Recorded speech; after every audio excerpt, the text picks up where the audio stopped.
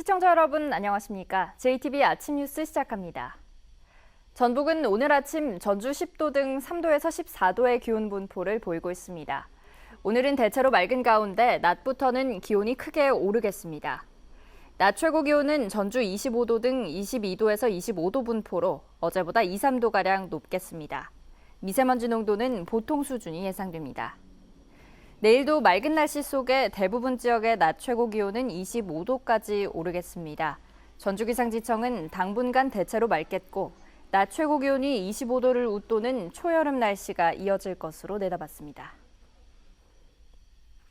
지난 대선을 앞두고 후보 지지 모임 등의 학생을 동원한 대학 교수 등이 구속됐습니다.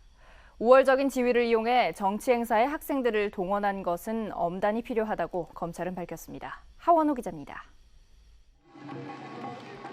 지난 2월 전주에서 열린 새로운 전북 포럼 출범식. 당시 더불어민주당 대선 예비 후보였던 문재인 전 대표의 지지 모임에 우석 대학생 172명이 참석했습니다. 이들은 행사가 끝난 뒤 1인당 36,000원짜리 점심과 영화표 등 모두 820만 원 상당의 향응을 제공받았습니다. 저는 프로그램 상에서 한 거고 저희가 따로 계획 있으면 되게 없을 것 같은데. 검찰은 학생을 동원한 대학 교수 최모 씨 등 2명을 제3자 기부행위 위반으로 구속하고 전현직 연구원 2명을 불구속 수사하고 있습니다. 하지만 최 교수 등은 그 프로그램의 하나였을 뿐 정치적인 의도는 없다며 혐의를 부인하고 있습니다. 전주지검 군산지청도 국민의당 대통령 후보 경선에 대학생을 동원한 혐의로 원광대 총학생회 전직 간부를 구속하고 현 학생회 임원을 불구속 수사하고 있습니다. 졸업생이랑 같이 해서 이제 후배들을 좀 끌어모은 것 같은데 상황이 그게 크게 이렇게 선거법에 저촉이 되는 줄 몰랐다고. 이들은 지난 3월 대학생 200여 명을 경선 선거인으로 모집해 교통 편의를 제공하고 300만 원 상당의 금품을 제공한 혐의를 받고 있습니다. 검찰은 교수나 학생회 임원이 우월적 지위를 이용해 정치 행사에 대학생을 동원한 것은 가볍지 않은 사안이라며 엄단이 필요하다고 밝혔습니다. 결과적으로 두 대학 학생들은 향응을 제공받은 셈이 됐지만 정치 행사에 자발적으로 참여한 것은 아니어서 과태료 처분이 내려지기는 어려울 것으로 보입니다. 특정 정치인에게 줄을 서 출세의 발판을 삼으려는 후진적인 정치 문화에 상아탑이 멍들고 있습니다. JTBC 뉴스 하원호입니다. 국민의당이 대선에서 패배하고 분위기를 쇄신하기 위해 실시한 지도부 선거에서 이용호 의원이 정책위 의장에 당선됐습니다. 원내대표를 노렸던 유성엽, 김관영 의원은 집안 싸움 끝에 두 사람 모두 고배를 마셨습니다. 이승환 기자가 보도합니다. 대선 패배로 당의 위기감이 한층 커진 상황. 국민의당을 새롭게 이끌 신임 원내대표에 사선의 광주 출신 김동철 의원이 당선됐습니다. 협조할 것은 협조하겠지만 그러나 해서는 안전일을 할 때는 우리 국민의당이 가장 앞장서서 마련해 뒀습니다. 러닝메이트로 출마한 남원임실 순창 출신의 이용호 의원은 정책위 의장에 당선됐습니다. 국민들의 생각들을 좀 세심하게 읽어서 한이 정책적으로 국민들과 유리되지 않도록 하는 데 최선을 다하도록 하겠습니다. 국민의당이 대선 이후 새롭게 지도부를 꾸리는 이번 선거에는 전북 출신이 4명이나 출마해서 주도권의 향배에 관심이 모아졌습니다. 하지만 유성엽, 박주현 의원이 1차 투표에서 12표에 그쳐 결선 진출에 실패하고 한 표 차로 결선에 나간 김관영 의원도 결국 낙선했습니다. 국민의당에 전북 의원이 7명이나 있지만 최고위원 하나 없던 전북 정치권으로서는 사전 조율에 실패해 유성엽, 김관영 2명이 출마했다가 모두 낙마해 다시 한번 씁쓸한 뒷맛을 남겼습니다. 이제 관심은 8월에 전당대회로 향하고 있습니다. 당대표 출마를 저울질하고 있는 정동영 의원 입장에서는 구도가 조금 더 유리해졌습니다. 원내대표에 전북 출신이 당선이 됐다면 당 대표까지 전북 의원이 욕심을 낸다는 공격이 우려됐지만 이제는 그런 부담이 사라졌기 때문입니다. JTBC 뉴스 이승환입니다. 논란을 빚어온 전주 에코시티 내 대형마트 전용 부지의 공개 매각 입찰이 유찰됐습니다. 전주시는 다시 매각 절차를 밟을 예정이지만 유통업체들이 사업성이 낮다고 판단하는 탓에 쉽지는 않아 보입니다. 권대성 기자가 보도합니다. 전주시가 경쟁 입찰을 거쳐 팔려고 한 에코시티 내 대형마트 전용 부지입니다. 12,000제곱미터 규모의 매각 예정가는 288억 원. 하지만 1차 매각 입찰은 유찰됐습니다. 대형마트 부지 그 부지는 참가자가 한 명도 없었습니다. 전주시는 검토를 거쳐 다시 매각 절차를 밟기로 했습니다. 하지만 땅을 살 사람이 빨리 나타날지는 장담하기 어렵습니다. 대형 유통업체들은 사실상 포화 상태에 이른 일반 대형마트로는 사업성이 없다면서 창고형 대형마트가 아니면 입점할 뜻이 없음을 내비쳐왔기 때문입니다. 전주시는 에코시티 입주 예정자들의 반발에도 소상공인 보호 차원에서 창고형 대형마트는 들어오지 못하도록 했습니다. 전주시는 이 같은 방침을 계속 유지하기로 했습니다. 시에서는 방침에 변함이 없다는 것을 다시 말씀드리겠습니다. 신도심 정주 여건을 보장하는 동시에 소상공인 보호를 위해 일반 대형마트만 허용했다는 전주시. 정작 대형마트는 들어올 기미가 없어 창고형 대형마트 허용 요구가 다시 거세질까 걱정이고, 그렇다고 소상공인 보호와 맞지 않는 대형마트 유치에도 나설 수 없는 2중 3중의 고민에 빠져 있습니다. JTB 뉴스 권대성입니다. 20세 이하 월드컵 축구대회 개막이 이번 주말로 다가왔습니다. 34년 만에 4강 신화 재현을 노리는 신태용호가 결전의 땅 전주에 입성했습니다. 오정현 기자입니다. 구릿빛 피부와 한층 단단해진 체격이 그동안의 혹독한 감금질을 대변합니다. 모든 전력 점검을 마친 신태용호가 결전의 땅 전주에 입성했습니다. 최근 국내에서 치른 3차례의 모의고사에서 2승 1무, 무패의 준수한 성적표를 받아들고 자신감을 끌어올린 대표팀은 조별리그부터 총력전을 펼치겠다는 각오입니다. 당장의 목표는 조별리그 1위입니다. 저 1위로 올라가려고 지금 목표는 잡고 있습니다. 그래야만이 또 우리가 16강, 8강 수월하게 갈 수 있기 때문에 지금 이제 전주에서 우리가 하는 1, 2차전이 가장 중요하지 않을까 느끼고 있습니다. 대표팀은 이곳 전주 월드컵 경기장에서 16강 진출 여부의 분수령이 될 조별리그 1, 2차전에 나섭니다. 우리나라는 오는 20일 기니와의 개막전을 시작으로 23일 아르헨티나, 26일 잉글랜드와 죽음의 A조에서 차례로 격돌하는데 1위로 통과한다면 다시 한번 16강전을 전주에서 치르게 됩니다.